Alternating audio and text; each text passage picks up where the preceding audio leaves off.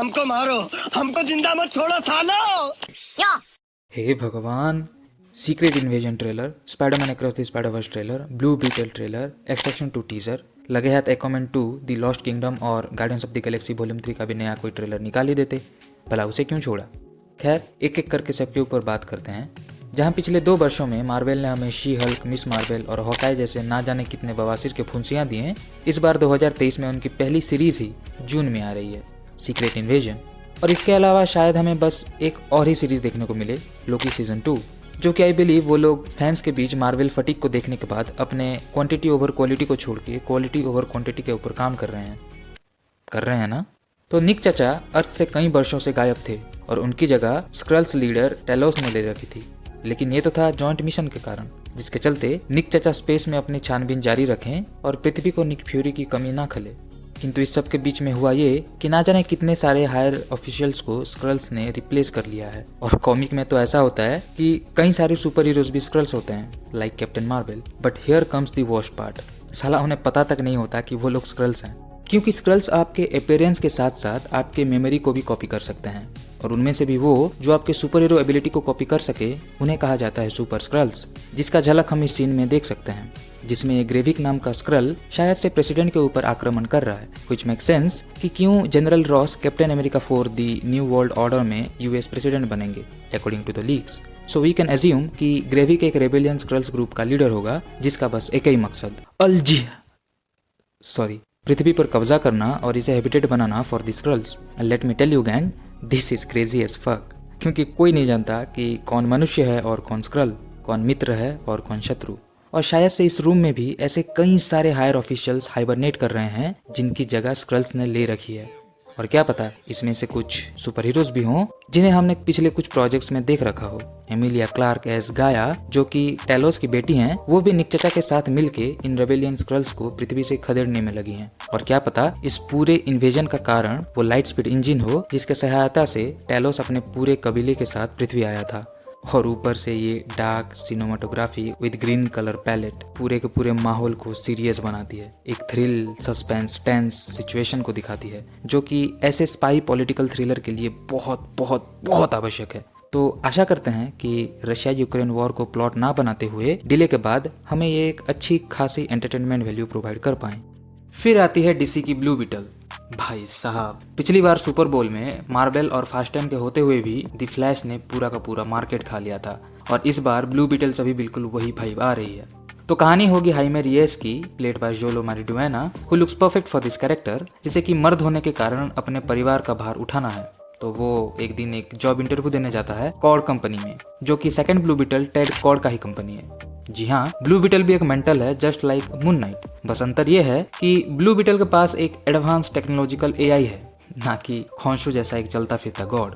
और लगे हाथ ये भी बता दूं कि पहला ब्लू बीटल था डैन गैरेट, जो कि प्राचीन काल में इस कैरेब के चलते ब्लू बीटल बना था।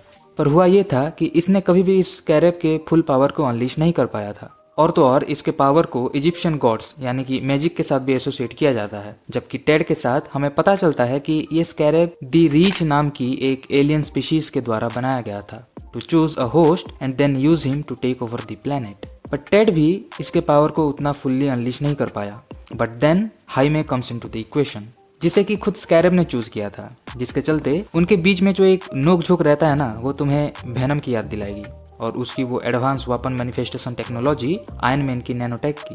But let me tell you gang, ये कैरेक्टर बहुत ऑसम है। जिन्होंने यंग जस्टिस सीजन 2 देखा है उन्हें अच्छे से पता है कि क्या बवाल कैरेक्टर है ये। तुम इसे डीसी का स्पाइडरमैन कह सकते हो, but with an advance technological AI associated with magic. ये स्कैरेब अपने होस्ट को बचाने के लिए किसी भी हद तक जा सकती है, और जब मैं कहूँ किसी भी हद तक, तो हाँ, किसी भी हद तक जा सकती है। तो जैसे कि हम देख सकते हैं, टेड की बहन विक्टोरिया स्कैरेब को यूज करके शायद कुछ वेपन टेस्ट करने वाली थी कि तभी पेनी उस स्कैरेब को हाइमे को दे देती है। और भाई साहब, जरा ये ट्रांसफॉर्मेशन सीट को देखो, कितनी जबरदस्त है यार। कॉमिक्स में भी स्कैरेब हाइमे के स्पाइन कुरेद के उसके अंदर जुड़ जाती है, और जब भी हाइमे ब्लू बीटल में ट्रांसफॉर्म होता है उसका सूट पूरी चमड़ी भेद के निकलता है। सच कहूँ तो ये थोड़ा घिनौना है, बट आई एम ग्लैड कि ये लोग उस ट्रांसफॉर्मेशन के इस पेन को दिखा रहे हैं। क्योंकि तभी तो जैसे जैसे आगे जाके स्कैरेब और हाइमे की बॉन्ड बनेगी, स्कैरेब सूटअप के लिए एक नया तरीका ढूंढेगा जिससे हाइमे को कोई प्रॉब्लम ना हो। और कुछ अलग ईस्टर एग्स भी हैं, लाइक इस सीन में पिछले 2 ब्लू बीटल्स के सूट्स और ये बीटल शिप, जो कि मेरे हिसाब से टेड ने बनाया होगा सिंस उसके पास कोई पावर नहीं था और वो भी बैटमैन जैसा ही बस एक सूट पहन के अपने गैजेट्स के सहारे लड़ता था। और यही शिप अब से हाइमे के लिए उसका ऑपरेशन बेस बनने वाला है। जहाँ कॉमिक एक्यूरेट लुक इस कैरेक्टर को एक सेंस ऑफ ओरिजिनलिटी प्रोवाइड करती है, वहीं पे ये भी दर्शाती है कि जब आप पोस्ट के ऊपर निर्भर ना रह के अधिकतम प्रैक्टिकल इफेक्ट का काम करते हैं तो आपकी फाइनल प्रोडक्ट कितनी रिफाइंड निकलती है। By far this is one of the best comic accurate looks in the live action. और मुझे लगता है कि ये ब्लू बीटल जेम्स गन की अपकमिंग DCU में सेट होगी, ना कि रिबूट DCEU में, जो कि इस बात का बिल्कुल सेंस भी बनता है कि अगर एक नया कैरेक्टर को इंट्रोड्यूस किया ही जा रहा है तो क्यों ना उसे एक नया टाइमलाइन दिया जाए बजाय कि उसे स्क्रैप किया जाए। ट्रेलर की कलर और म्यूजिक इसे एक कूल और फ्रेश वाइब दे रही है and I can bet on this it is going to be one of the best superhero origin movies ever made. अब तो बस अपेक्षा है 18 अगस्त की। फिर आती है Spiderman Across the Spider Verse trailer, और क्या भसड़ मची हुई है यार स्पाइडरवर्स में। हर कोई माइल्स मोरालिस के पीछे पड़ा हुआ है।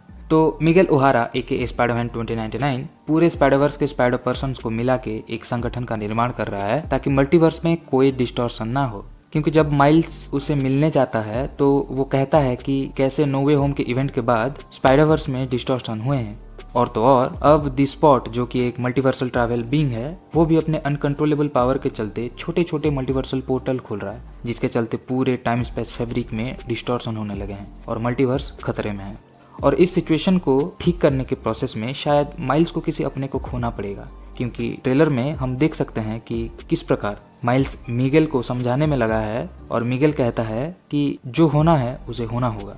तभी तो यहाँ स्टेक पर्सनल होंगे कि अगर मल्टीवर्स को बचाया तो माइल्स को कुछ खोना होगा, मोस्ट प्रोबेबली उसके पेरेंट्स में किसी एक को, और अगर माइल्स ने अपनों को बचाया तो मिगेल को अपने बेटी को खोना होगा। माय गॉड, ये सिनेरियो ना नरेट करते हुए भी मुझे गूज़बम्स आ रहे हैं। इस बात को कंफर्म करते हुए मिगेल कहता भी है कि स्पाइडरमैन बनना एक त्याग है। Man this is so deep. चाहे कोई भी यूनिवर्स हो, हमारे प्रिय पड़ोसी के लौड़े लगना अनिवार्य है। खैर, अपना जून तो सेट है गैंग। पहले जवान, फिर द फ्लैश, फिर the Spiderman Across the Spider-Verse और फिर एक्सट्रैक्शन। आखिर में आती है एक्सट्रैक्शन 2 टीजर, और भाई साहब क्या बवाल चीज है ये। बस एक एक्शन सीन का छोटा सा भाग दिखाया गया है and it looks great as fuck. No doubt Russo Brothers अगर इस प्रोजेक्ट में इन्वॉल्व हैं then this is going to be an action pinnacle. ऐसे सिनेमा के विजुअलाइजेशन, एग्जीक्यूशन और फैंस के बीच ये एक्साइटमेंट दर्शाती है कि जब कोई टेक्निकल बंदा ऑन फील्ड पूरे प्रोजेक्ट को अपने कंधों पर उठाता है तब माल कितनी कड़क होती है। जॉन विक और एक्सट्रैक्शन इसके सबसे बड़े एग्जाम्पल्स हैं। चैड स्टेहेल्स्की, डेविड लीच और सैम हारग्रेव जैसे लोगों ने ये एग्जाम्पल सेट किया है कि जब एक जबरदस्त स्टंटमैन कोई प्रोजेक्ट बनाता है तो वो कितनी ऑसम होती है। खैर, जब ट्रेलर आएगी तो अच्छे से इसके बारे में बात करेंगे। अभी के लिए तो बस इतना पता चल रहा है कि अपने टाइलर भाई 9 महीने के बाद एक्सीडेंट से उठे हैं, हॉस्पिटल से आई मीन, एंड इस बार किसी दूसरी लड़की को एक्सट्रैक्शन करने के मिशन में वो कई लोगों की बैंड बजाने वाले हैं। खैर, तुम लोग बताओ कि तुम किस प्रोजेक्ट के लिए सबसे ज़्यादा एक्साइटेड हो और क्या एक्सपेक्ट करते हो उस प्रोजेक्ट से। अगर तुम्हें जॉन विक की एंडिंग समझनी है तो ऊपर वाली वीडियो देखो और वोला के रिव्यू के लिए नीचे वाली। सायोनारा, जय हिंद।